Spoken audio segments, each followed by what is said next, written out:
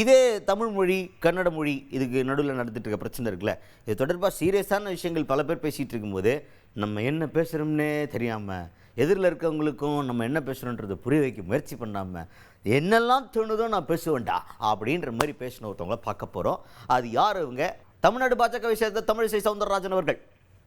அவங்க தான் ஆரம்பித்தாங்க இந்த மாதிரி ஒரு பிரச்சனை அப்படின்னு ஆரம்பித்தாங்க.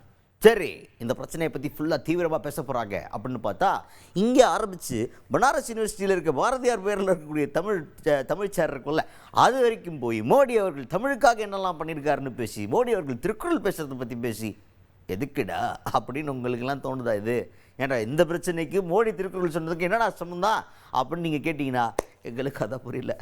அதை தான் நானும் ரொம்ப நேரமாக ஆராய்ச்சி பண்ணி பார்த்தேன். அக்கா என்ன தான் சொல்ல வர்றாங்கன்றது நம்ம புரிஞ்சுக்குவோம் அப்படின்னு. பட் கடைசி வரைக்கும் நம்மளால் பிடிக்க முடியல. இந்த மொழி பிரச்சனையில் அவங்க மொழி பிரச்சனைக்கு போய் அப்படியோ போயிட்டாங்க, எங்கேயோ போயிட்டாங்க, ரூட் மாதிரி எங்கேயோ போயிட்டாங்க.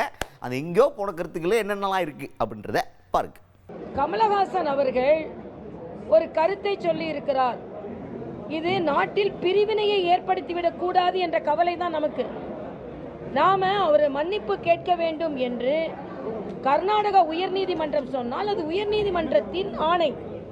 அது மட்டுமல்ல, அதை ஏன் அவர் அடிபணிய வேண்டும்னு சொன்னா, ஏதோ நம்ம தமிழுக்கு நாம் எதிரிகள் கிடையாது. இன்னும் சொல்ல போனா மரியாதைக்குரிய பாரத பிரதமர் தான் இதுவரைக்கும் எந்த பிரதமர் கையாளாத அளவிற்கு திருக்குறளை கையாண்டிருக்கிறார். ஆனா நமது நோக்கம், நாம் மொழியை பற்றி பேசும் பொழுது அது இந்த நாட்டில் உள்ள ஒற்றுமையை சீர்குலைத்து விடக்கூடாது, சகோதரத்துவத்தை பாதிப்படைய செய்துவிடக்கூடாது, உங்கள் சுயநல அரசியல் சகோதரர்களிடம் பகை உணர்ச்சியை ஏற்படுத்திவிடக்கூடாது என்ற ஆதங்கத்தில் தான் நாம சொல்றோம்.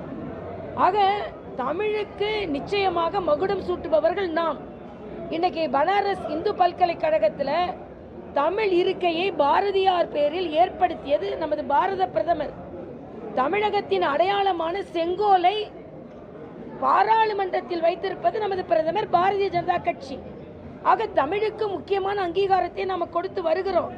ஆனால் இன்று பொய்யாக தமிழ் மீது பற்று இருப்பதை போல திராவிட முன்னேற்ற கழகம் தனக்கு ராஜ்யசபா சீட்டு கொடுக்குது, அதனால மொழியை பற்றி பேசினால் அவர்கள் மகிழ்வார்கள் என்று நாட்டு மக்களின் ஒற்றுமையை பிரிக்காதீர்கள் என்றுதான் நாம கேட்டுக்கொள்கிறோம்.